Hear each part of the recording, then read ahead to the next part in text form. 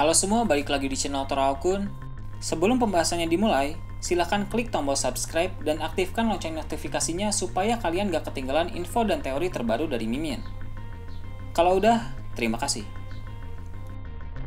Manga One Piece chapter 994 telah terbit dan memperlihatkan berbagai hal menarik.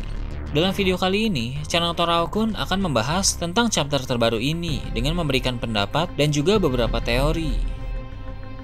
Bila pada chapter yang lalu cerita dibuka dengan memperlihatkan keadaan ibu kota bunga, kali ini cerita langsung dimulai dengan menampilkan Pulau Onigashima yang semakin kacau karena pertempuran besar.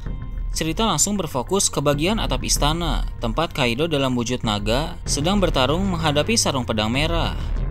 Seperti yang kita ketahui, sebelumnya Kaido telah berhasil membuat satu lengan Kiku putus karena terkena tebasan angin dari Kaido. Pedang Kiku pun ikut rusak, sehingga mungkin saja banyak pembaca yang berpikir kalau Kiku akan langsung kalah atau minimal langsung kehilangan semangat untuk bertarung. Namun, apa yang terlihat dalam chapter terbaru ini justru mengejutkan karena Kiku masih bisa tersenyum padahal keadaannya di sana cukup memprihatinkan. Kinemon mengeluarkan api dari pedang yang dia miliki, kemudian pedang berapi itu didekatkan ke bagian lengan Kiku yang telah buntu. Rupanya itu semacam api penyembuhan untuk menutup luka Kiku. Setelah itu, Kinemon bertanya apakah Kiku masih bisa berdiri. Dengan sangat yakin Kiku menjawab tentu saja bisa. Tak ada sedikit pun Kiku memperlihatkan ketakutan atau kesedihan. Kaido yang melihat hal tersebut tertawa dan bilang bahwa apa yang dilakukan oleh sarung pedang merah sangat bagus. Sarung pedang merah punya tekad yang sangat kuat. Kaido pun mengaku dia suka dengan samurai. Mungkin itu karena banyak samurai yang memiliki tekad dan prinsip yang kuat, seperti Kozuki Oden yang pemberani dan sangat membekas dalam ingatan Kaido. Sang Yonko itu juga bilang bahwa dia pun menyukai Goldie Roger dan Shirohige. Menurut Kaido, mereka mati dengan baik. Kaido memang benar, karena kematian Roger dan Shirohige bisa dikatakan sangat baik atau sangat bagus. Roger mati dieksekusi, tapi hal yang bagus dari kejadian itu adalah pidato Roger sebelum kematiannya. Sehingga, kematian Roger itu membuka gerbang menuju era keemasan bajak laut. Sedangkan, kematian Shirohige juga mengesankan, karena pria dengan kekuatan gempa itu tewas dalam perang besar. Dan juga sebelum mati, Shirohige mengkonfirmasi bahwa One Piece benar-benar ada. Kaido bilang, sama seperti berubahnya suatu zaman ke zaman yang baru. Hidup manusia juga akan sempurna saat mereka mati. Dengan cara berpikir semacam itu, semakin tidak mengherankan mengapa Kaido ingin mati juga. Namun, karena dia bilang suka dengan Roger dan Shirohige yang mati dengan baik, tentu Kaido tidak mau mati dengan cara yang biasa. Kaido ingin kematian yang berkesan. Tewas dalam perang besar seperti yang terjadi di Onigashima saat ini sepertinya cukup bagus. Sehingga dalam chapter lalu, Kaido bilang tidak keberatan jika harus mati di tangan sarung pedang merah. Tapi Kaido juga menyadari kalau kekuatan sarung pedang merah masih belum cukup untuk menghabisinya. Intinya, sarung pedang merah saat ini belum sanggup untuk membunuh Kaido. Nah, ini sepertinya petunjuk dari Oda bahwa Kaido akan benar-benar mati dalam perang Wano. Kandidat yang kemungkinan besar akan membunuh Kaido adalah Luffy atau Zoro. Luffy sebagai tokoh utama dalam cerita ini tentu yang punya peluang besar untuk membunuh Kaido. Meskipun biasanya Luffy tidak membunuh musuh-musuhnya, tapi dalam perang kali ini dia harus membunuh Kaido. Sedangkan untuk Zoro, bukan tanpa alasan juga dia bisa mendapatkan pedang Enma milik Oden. Sudah pasti ada tujuan di balik ini, dan sepertinya memang pada perang puncak nanti Zoro akan menggunakan Enma untuk menebas Kaido. Luffy dan Zoro pasti akan bekerja sama dengan sekuat tenaga untuk membunuh Kaido dalam perang Wano ini. Kaido pasti tidak akan keberatan terbunuh dalam perang, apalagi dibunuh oleh Luffy, orang yang akan menjadi Raja Bajak Laut. Ini adalah kematian yang sangat berkesan. Di atap istana, Kaido yang berwujud naga segera berubah kembali ke bentuk manusia, sehingga saat ini dia telah memegang gada besi. Baik dalam wujud naga ataupun wujud manusia, kekuatan Kaido tetap luar biasa, sehingga sarung pedang merah benar-benar berada dalam bahaya. Meski begitu, di sana Kinemon berkata agar Kaido jangan merasa sombong, karena sarung pedang merah tidak akan merasa terhormat jika mati di tangan Kaido. Cerita beralih ke dalam istana di mana terlihat Luffy, Sanji, dan Jinbei telah berada di lantai 1. Sebelumnya, mereka masih berada di basement pertama, yang artinya mereka telah naik tingkat dengan cukup cepat. Para kru Kaido masih terus menghalangi jalan mereka, walau Jinbei dan Sanji bisa menumbangkan kroco-kroco itu dengan sangat gampang. Luffy terus berlari sambil bilang bahwa dia harus bergegas ke atap istana, karena Luffy juga ingin menghajar Kaido. Tiba-tiba muncul dua orang pengganggu yang ternyata merupakan headliners. Dua headliners itu bernama Fortrix dan Hamlet, di mana mereka berdua punya kekuatan dan sikap yang berbeda.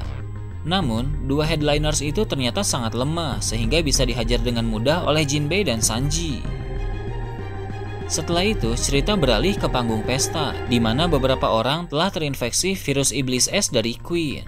Siapa saja yang terkena virus itu akan berubah menjadi monster mengerikan yang mereka sebut sebagai iblis. Apa yang Queen lakukan sangat berbahaya, karena dalam perang yang ramai seperti ini, menyebarkan virus merupakan tindakan kejam.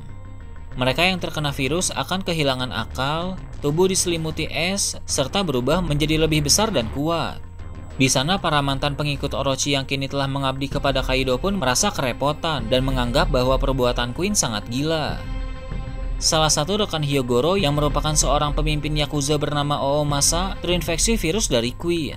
Oomasa meminta maaf dan hendak melakukan bunuh diri, sebelum dirinya kehilangan kesadaran dan berubah menjadi seperti iblis yang bisa menyerang teman sendiri. Namun Hyogoro melarang Oomasa bunuh diri, karena Hyogoro yakin pasti akan ada cara untuk sembuh.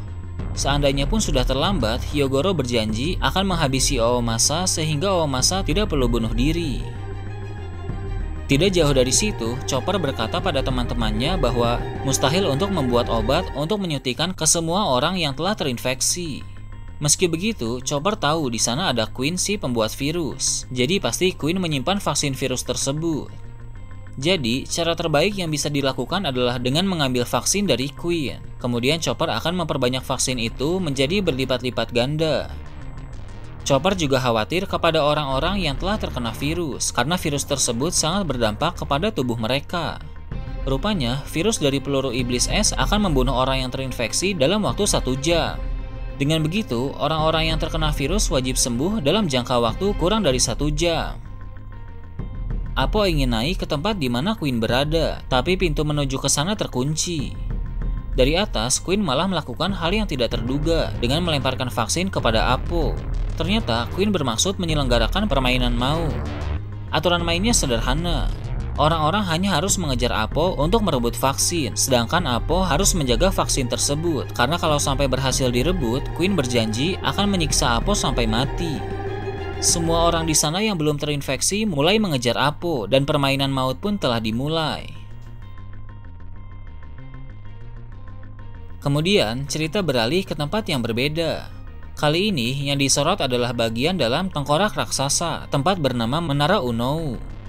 Di sana, ada Yamato yang melindungi Momo dan Shinobu dari Sasaki dan para bawahan Tobiropo. Momo bertanya kepada Yamato siapa dia sebenarnya. Sebelum Yamato menjawab, Sasaki berteriak dan bilang ke Yamato bahwa Sasaki punya misi untuk membunuh Momo. Yamato tidak menanggapi Sasaki, tapi justru dia menanggapi perkataan Shinobu yang memintanya melindungi Momo. Yamato berkata dia tidak hanya akan melindungi Momo, tapi juga akan melindungi Shinobu. Yamato bilang dia melihat eksekusi Kozuki Oden 20 tahun yang lalu, di mana Yamato menangis saat mendengar ucapan Shinobu yang kala itu penuh keberanian. Sementara Yamato bicara, para bawahan Sasaki serentak menembak ke arahnya, tapi Yamato baik-baik saja. Dia tetap melanjutkan bicaranya dengan bilang kalau dulu Yamato lari sampai ke Kuri dengan tujuan untuk menolong Momo. Tapi karena Yamato masih belum punya kekuatan pada saat itu, maka dia tidak bisa berbuat apa-apa. Kemudian Yamato mengambil ancang-ancang dan menyerang salah seorang kru Sasaki, sehingga orang itu terpental. Yamato berdiri dengan gagah kemudian menjawab pertanyaan dari Momo akan identitasnya. Dia bilang bahwa nama lainnya adalah Yamato dan dia siap mati demi melindungi Momo. Maksud dari perkataannya yang bilang nama lainnya adalah Yamato itu karena Yamato menganggap dirinya adalah Kozuki Oden. Jadi Yamato yang merupakan nama aslinya justru dianggap sebagai nama lain, sedangkan nama Kozuki Oden dianggap sebagai nama asli. Itu semua dia lakukan karena sangat terobsesi dengan Kozuki Oden. Setelah ini, sepertinya kita akan melihat pertarungan antara Yamato melawan Sasaki. Nah itu tadi, teori dan review One Piece chapter 994. Gimana menurut kalian? Silahkan tulis di kolom komentar di bawah. Oke, segitu aja untuk pembahasan kali ini. Jangan lupa like, share, dan subscribe untuk video menarik selanjutnya. Gue Toraukun, Shambles.